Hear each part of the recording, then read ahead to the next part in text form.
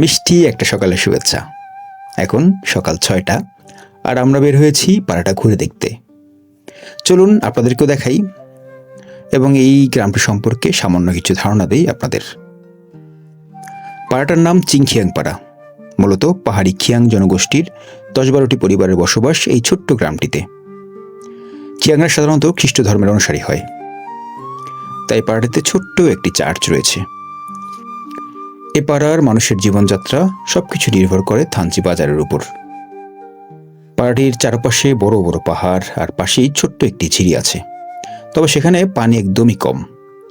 গতকাল রাতে সেই ঝিরিতে গিয়ে আমরা গোসল সেরে আসছিলাম। তবে পাড়াটা আমার খুব পছন্দ হয়েছে, তাই আপনাদেরকেও একটি রাত এই পাড়াটিতে থাকার পরামর্শ দিচ্ছি।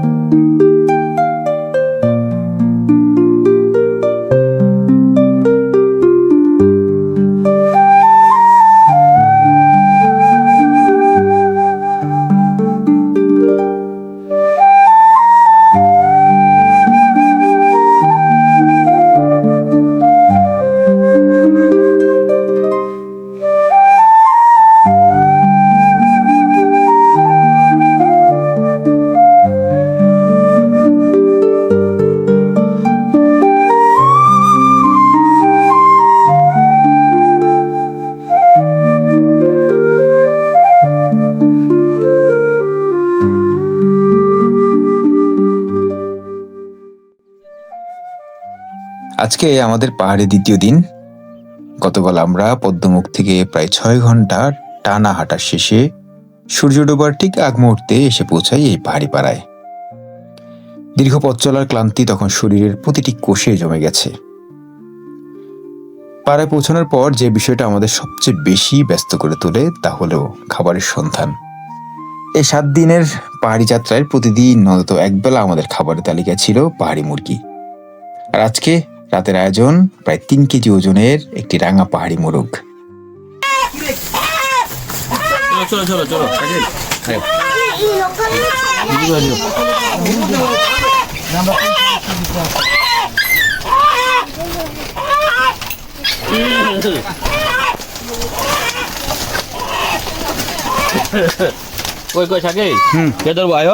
ওই বাইরে নেন ভাই, আসেন, আপনি আসেন।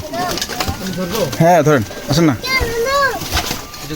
আমরা আজকে এই রাতা মুরগিটা জবাই করব। আজকে রাতের আমাদের খাবার।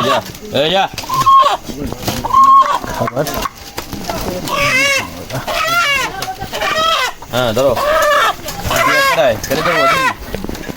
ভাই, না তুমি একজন লইব।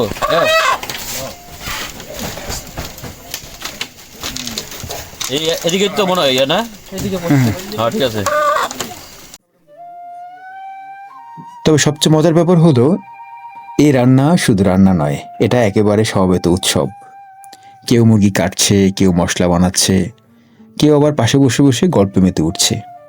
রান্নার সঙ্গে চলা হাসি, আড্ডা আর পাহাড়ে গল্প। আর কেউ কেউ সারাদিনের ক্লান্ত শরীরটা যখন বাঁশের মেঝেতে এলিয়ে দেয়, তখন আর গল্প নয়, যেন হারিয়ে যায় ঘুমের রাজ্যে। এই পাহাড়ি রাত, এই রান্নার আড্ডা আর এই মানুষগুলো সব মিলিয়ে এটাই আমাদের ভ্রমণের সবচেয়ে সুন্দর অনুভূতি।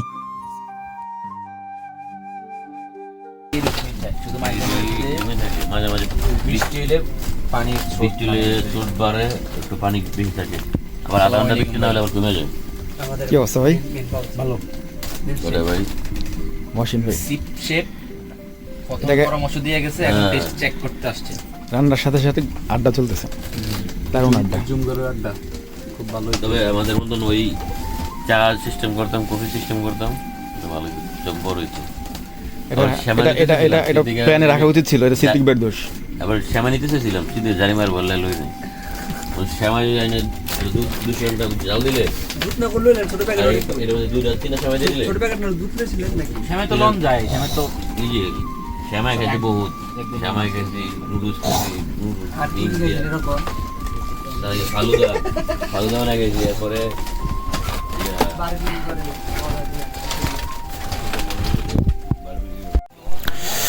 গতকাল রাতে আমরা এই ঘরটাতে ছিলাম, এই ঘরে আড্ডা গল্প অনেক রাত পর্যন্ত। তারপরে শেষ রাতে ঠান্ডা একটা অনুভূতি নিয়ে ঘুমাতে গেলাম। তো মারাত্মক ঠান্ডা লেগেছে রাতের বেলা। এটা হচ্ছে আমাদের ঘরের ভিউ।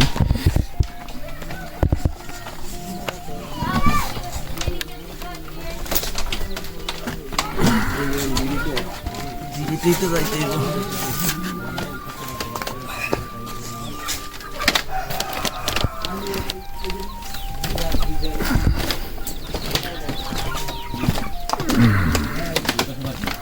পরিস্থিতি দেখাই। সকালে নাস্তা প্রস্তুত হচ্ছে, খিচুড়ি এবং ডিম। ওই সব তো বাদ। আরবার কর।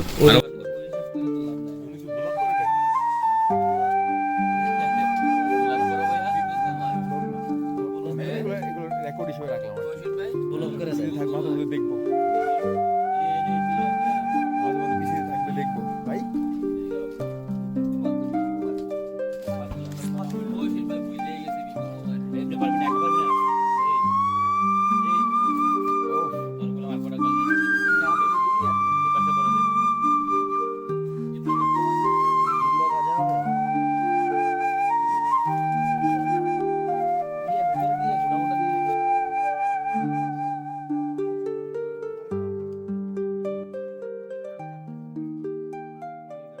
পাহাড়ের আমাদের সকালটা শুরু হয় খিচুড়ি দিয়ে, কারণ এটা খুব সহজেই তৈরি করা যায়। আর আজ খুব সকালে উঠে আমাদের টিম লিডার সিদ্দিক ভাই আমাদের জন্য খিচুড়ি তৈরি করেছে। তবে সবচেয়ে মজার ব্যাপার হচ্ছে, পাহাড়ে আসলে যেটা খাই সেটাই অমৃত লাগে। আর এই এক প্লেট অমৃত খিচুড়ি খেয়ে আমরা বের হয়ে পড়ব পরবর্তী গন্তব্যের উদ্দেশ্যে। তো ভাই প্লেটাই না শুরু করে দেন। ধরেন ভাই, আপনারা না একটু ভালোবাসা খাতি লাগে।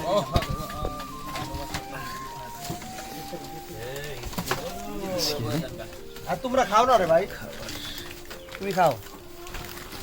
শুধলিং পং করেন না, শুরু করেন। ভাই কেমন হয়েছে? ভালো। কোনটা ভালো? আলহামদুলিল্লাহ। এক্স্যাক্টলি। পাহাড়ের খাবার কোনো খাওয়া হয় না, এটা বলেন। ট্রেকিং করার পর হাঁটার পর খাবার কোনো খারাপ হয় না। যাই হোক না।